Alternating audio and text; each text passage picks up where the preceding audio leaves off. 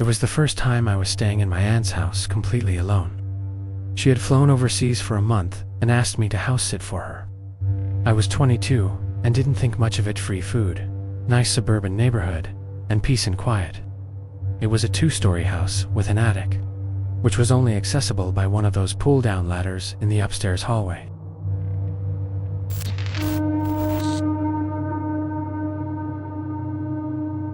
Everything was fine the first few days, but around the 4th night, I started hearing scratching noises from above my bedroom ceiling.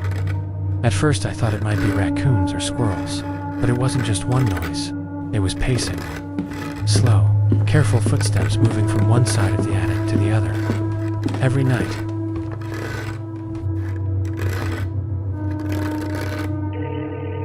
I brought it up to my aunt over the phone, and she said she hadn't heard anything like that before.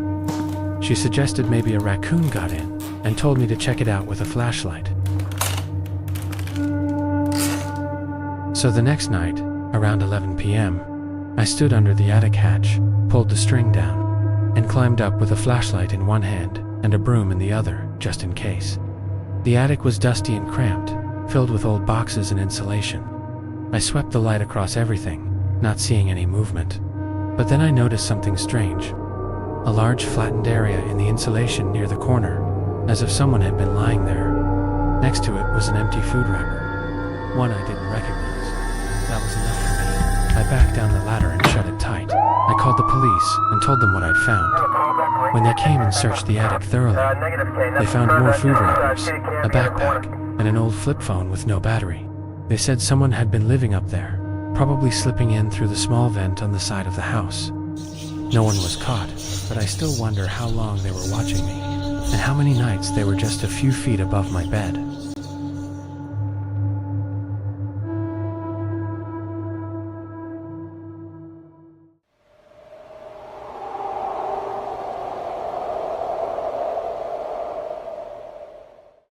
This happened when I was 16, and my parents went out of town for a weekend. I had the house to myself, and figured it was the perfect chance to stay up all night playing games and watching movies. Around midnight, I paused my movie to go grab snacks from the kitchen. That's when I saw it. A face, pressed against the back window. It was only there for a second before disappearing into the dark. At first I thought I was seeing things, but the adrenaline kicked in fast. I rushed to lock every door and window in the house, heart pounding. I turned off all the lights and crouched near the kitchen, peeking out at the backyard. Nothing moved, no sound, but I swear I saw the bushes near the fence rustling. After about an hour, I convinced myself it was maybe just some neighborhood kid messing around. I went back to the living room, keeping the lights off just in case. About 15 minutes later, I heard the sliding door handle jiggle. That same back window. I didn't look. I didn't wait. I grabbed my phone and ran into my room, locking the door and calling the police. They came and looked around, but the person was already gone. They told me there had been a few prowler calls in the area the past week. To this day, I wonder if they were watching my house the whole time, just waiting for my parents to leave.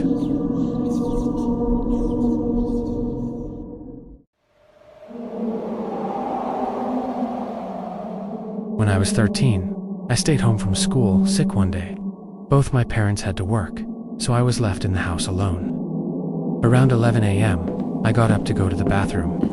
While I was in there, I heard the front door open and close. I figured maybe my mom had come home to check on me, but when I called out, no one answered. I peeked out and saw nothing in the hallway. I figured I'd imagined it. But then, as I stepped out of the bathroom, I saw it. A shadow standing perfectly still at the end of the hallway, by the coat closet. It wasn't moving, not breathing, just standing. I froze. I didn't know what to do. I blinked, and it was gone. I ran back into the bathroom and locked the door, heart racing, almost crying. I stayed there until my mom came home around 4. We searched the house together, every room, every closet. We even checked the attic. Nothing. But when we checked the security camera from the front porch later that night, we saw the front door open at 11:07 a.m. But no one walked in, and no one walked out.